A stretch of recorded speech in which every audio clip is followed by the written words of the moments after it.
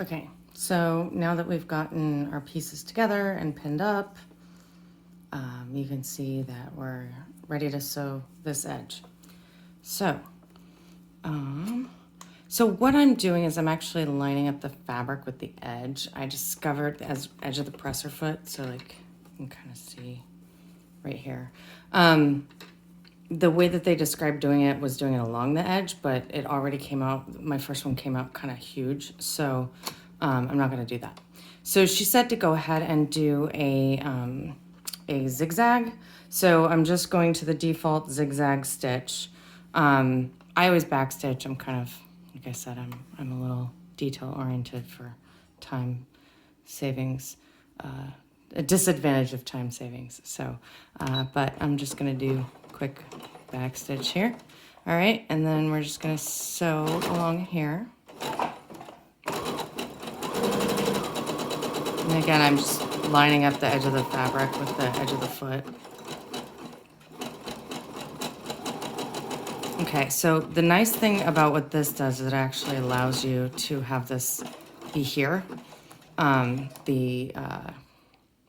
the end of the elastic, so it doesn't get caught in your foot or in your feeder. So yeah, so that's kind of nice because the first time I did it, it got really caught. So yeah.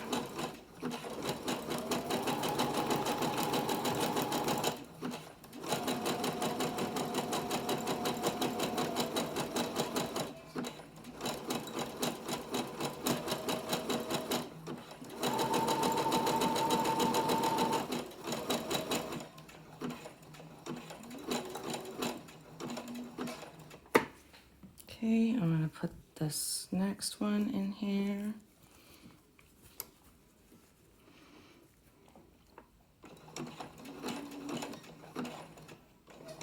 Just do a quick back stitch. Okay.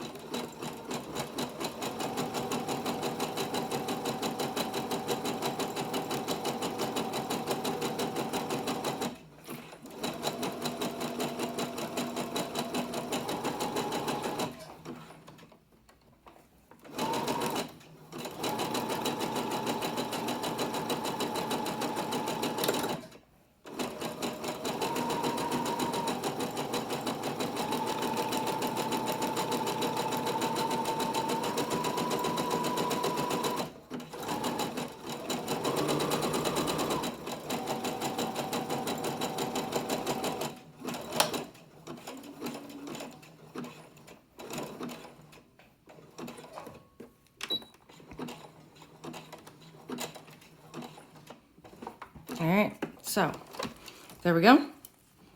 We've gotten those seams done. And yep, okay, so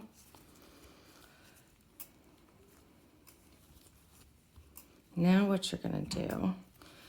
So at this point, I would recommend, if you can, coming in here, and I've actually done the masking tape on the inside. So if you wind up doing that, you can just, at this point, tear that off. You can see it's really easy because you've basically perforated it. Oh, sorry. No, staying in focus or in frame. Okay. So at this point, you should actually, once you get the masking tape off or take your pins out that you were using, it should be pretty easy to, this is so hard with the gloves on. It should be easy to actually pull the cord back some because you probably haven't gone through it with the needle.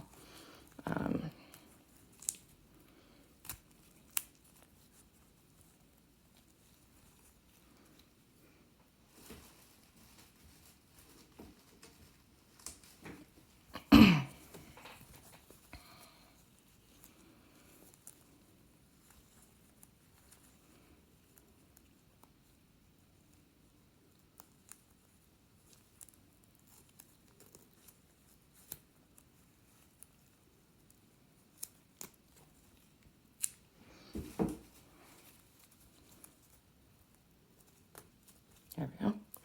Okay. So what you can do here is go and from the inside, just pull it back some, so then it kind of gets encased in the seam. You see that?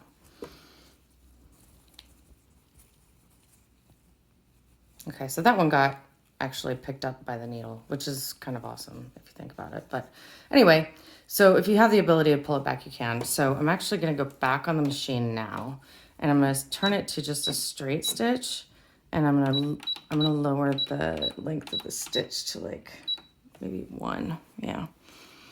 And you can use a zipper foot for this, or you can just try to, make it work with your just regular foot. So, so you can see the knot is actually, you can see the mark there, but the knot is actually there. So, it's probably not going to move real well, but that's okay because we're doing a whole bunch of stitches just to reinforce it.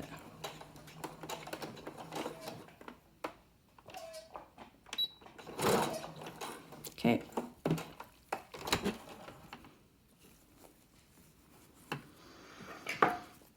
And we'll go back over that a little bit more on the other side. So.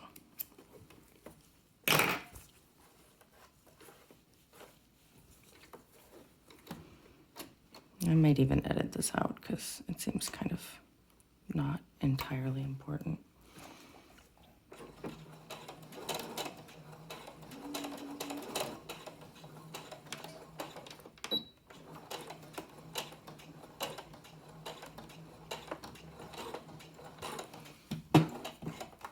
If you're using flat elastic, you probably don't have to do this. I'm just worried about it slipping out.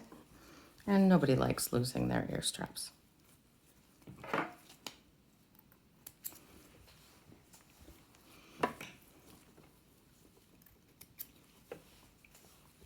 Okay, so now you flip it so you can see the ear straps here. And then go ahead and roll your seams out to the edge because you're going to top stitch on top of this. So.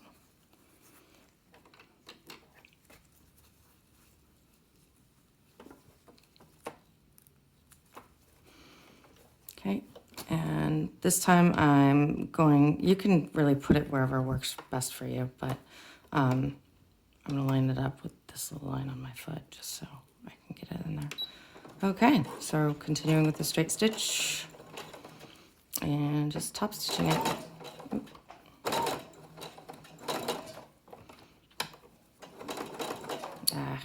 Oh, that's right, I didn't change the thread tension. Okay, or the stitch length. There we go, okay. So just go around here. And ideally you should see, you should pull it out all the way to where you can see the stitches. So I didn't really walk through that very much, but you get it. So it's gotten caught on that knot here, so I'm just kind of lifting up the pressure. Okay, yeah, that worked fine.